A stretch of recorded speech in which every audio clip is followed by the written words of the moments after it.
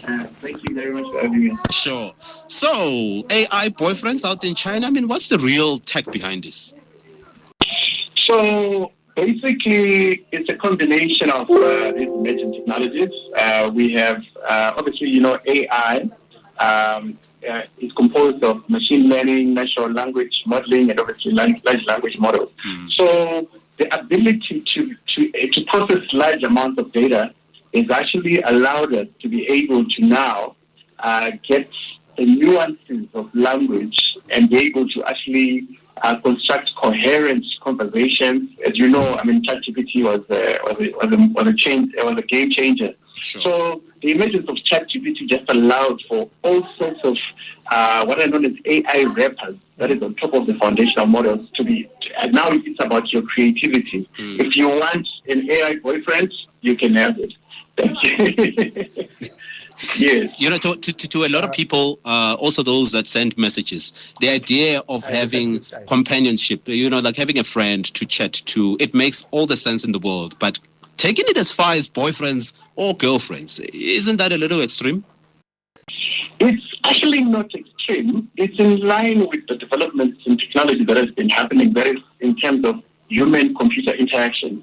It's almost, think about it like having a long-distance relationship, or having a friend on Facebook, Instagram. There are people that you've known for years but have never met in person. So you can date someone in America, but don't forget that the idea of them that you have is just bits, right? It's just bits and bytes. So that's the same concept, that it's a role that is being played until we have material that will literally mimic, human skin and all that. Then we'll be able to just replicate and act as though they were a distant lover. So it is normal, and the fact that we've been desensitized to cyber-physical relationships, where the line has been blurred between physical and cyber, so much that you don't know whether something is real or not. I mean, some of those people that you're liking on Instagram, on TikTok, those are not people. Those are AI-generated figures. I'm speaking from experience because yes, because if you look at it, back in the days when I was still single, on the dating apps, these dating apps knew that all someone needed was an experience. So what they did was that they were using bots on the other side, because on any given dating app, there are more males than females. Sure. So they realized that we don't have enough females. So half the females that were there on Tinder or all of this were actually bots. Therefore, to begin with. So you might have dated a bot without even knowing it. I don't know if you remember when we had serious problems with load shedding in the country. There was a suggestion, I think, by the Chinese that they must come into our country and then build solar, plants. Or erect solar structures on top of the roofs. And a lot of people said that they must not come here because they're going to spy on us, amongst many other theories and conspiracies that people came with. So people are not very trusty when it comes to issues of collecting data. So what kind of data would these AI companions need to collect in order to provide that personalized experience? So, technology has gone so far beyond the conversational data. They are actually getting emotional data. So your voice, your tone, even facial expressions. As you know, Google and them, they listen to us even when the phone is off, you know that, right? So they're collecting all that data, nuanced data, behavioral data, personal preferences, biometric data in some times where you're using your iris to open. That's all data. It's GPS data. It's like the amount of data points per person that we are given technology companies is scary. Look at those apps that you play with where you say, okay, how do I look maybe when I'm 70?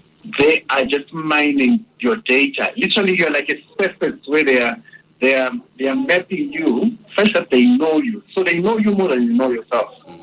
So just before COVID, I actually did a course in Copenhagen where we did what is known as behavioral analytics, where we use it was a multimodal data, where your eyes, your facial expression, even your sweat, we know what you're thinking. So much that when you are answering a survey, for example, we can tell you're lying.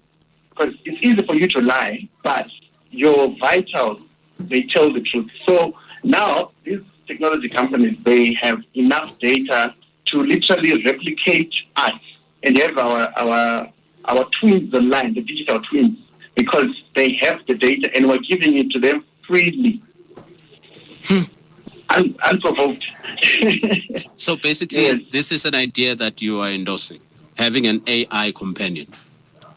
I am not endorsing it because it comes with many challenges that we do not have.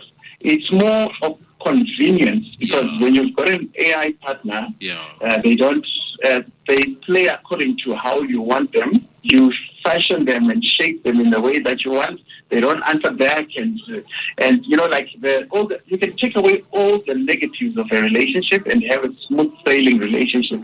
But the problem now is that relationships are not meant to be easy, unfortunately, because for relationships to be strong, there has to be friction. Absolutely. Unfortunately. So now, if you're going to run away from problems and fashion the AI in the way that you want to, then we're going to have a situation where we're going to be in our own little tunnels, and obviously that compromises within our functionality within the scope of the human interaction side. And also, don't forget that here you are at your most intimate and the most vulnerable point, and you're giving that data to a stranger because Mark Zuckerberg, you don't know him. Of course. You see him, of course, but you don't know him, and you don't know what he's going to do with your data. So it's like opening all your windows and curtains whilst you're in the house in your most intimate moments and saying, strangers, this is come me. and watch. Come and watch.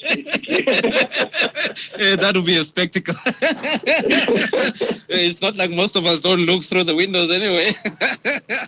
We're already doing it as is, so it wouldn't be any different. But I think it makes all the sense, and thank you so much for your time, Dinotenda Edzai.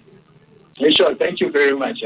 Sure, that's our tech expert, Edzai Zvobwo, who is also a futuristic and joining us on the show. He'll be joining us more often as we discuss tech focus.